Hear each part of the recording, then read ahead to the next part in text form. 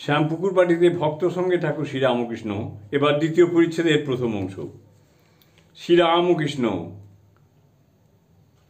ও অবতার বাপ। ঠাকুর মাস্টারের সহিত ডাক্তার সরকারের কথা কইতেছেন। পূর্বদিনে ঠাকুরের সংবাদ লইয়া মাস্টার ডাক্তারের কাছে গিয়াছিলেন। শ্রীরামকৃষ্ণ: তোমার সঙ্গে কি কি কথা হলো?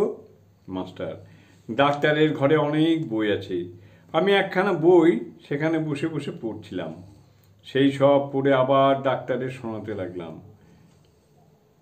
স্যার হিউমে ফেরি দেবীর বই, তাতে অবতারের প্রয়োজন একথা আছে।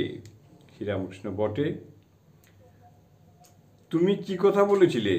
মাস্টার: একটি কথা আছে, ঈশ্বরের বাণী মানুষের ভিতর দিয়ে না এলে মানুষ বুঝতে পারে না,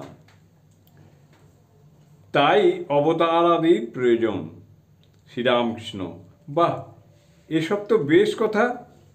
মাস্টার সাহেব উপমা দিয়েছে, যেমন সূর্যের দিকে চাওয়া যায় না, কিন্তু সূর্যের আলো যেখানে পড়ে সেদিকে চাওয়া যায়। শ্রীরামকৃষ্ণ: বেশ কথা, আর কিছু আছে? মাস্টার: আর এক জায়গায় ছিল, যথার্থ জ্ঞান হচ্ছে বিশ্বাস।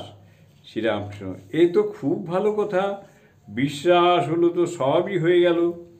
মাস্টার সাহেব আবার প্রশ্ন দেখেছিলেন, রোমানদের দেবদেবী।